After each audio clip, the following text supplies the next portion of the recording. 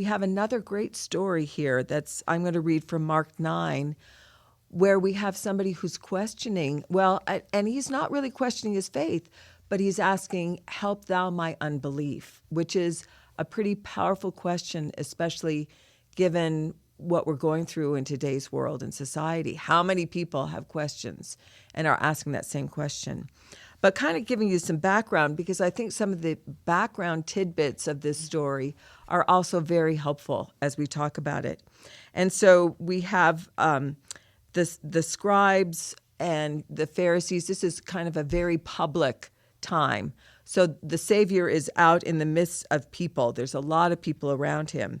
And this one of the multitude, so like I said, a lot of people, calls out and says, Master, I have brought unto thee my son, which hath a dumb spirit. And he said, and he goes on and talks about this poor son, how he teareth himself and foams at the mouth and throws himself in the fire and all these terrible things that happen to this poor boy. But then he says something interesting. He says, I spake to thy disciples that they should cast him out, and they could not. Now, I was thinking about myself as a person of faith. When we get into a situation where people of authority can't do something, how that makes us even question our faith more, where we have a priesthood leader and we completely acknowledge that we are all human and that we all have frailties and we all make mistakes, and we can't all be at that spiritual level where we're able to perform miracles. And that's kind of what happened with these disciples.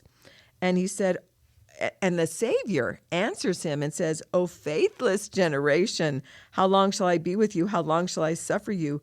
Bring him unto me. And they brought this son unto him, and he saw him, and he saw how the Spirit teared this poor boy. And he asked him, he says, well, how long has this been happening? And he said, since he was just a little child.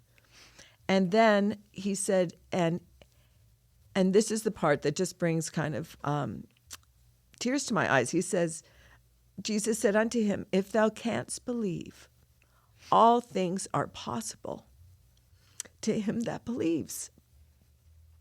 Now, when I first read that, the thought came to my mind, all things. How often do we have that kind of faith where we can look at our lives and say, all things are possible if I believe it? And then we have this beautiful statement by the Father. He cried out, and I love the fact that he cried out. He didn't just say it, he cried out and said with tears, Lord, I believe. So I'm crying, and those tears are real. Help thou mine unbelief. How beautiful is that statement? Lord, I believe. Help thou my unbelief.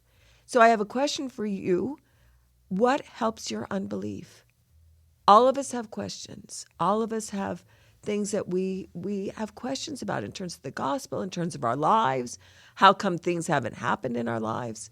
But what helps your unbelief? I think that I have never looked at that in context. Mm-hmm. That after the apostles trying to heal his son and not being able to, that his unbelief was in those apostles.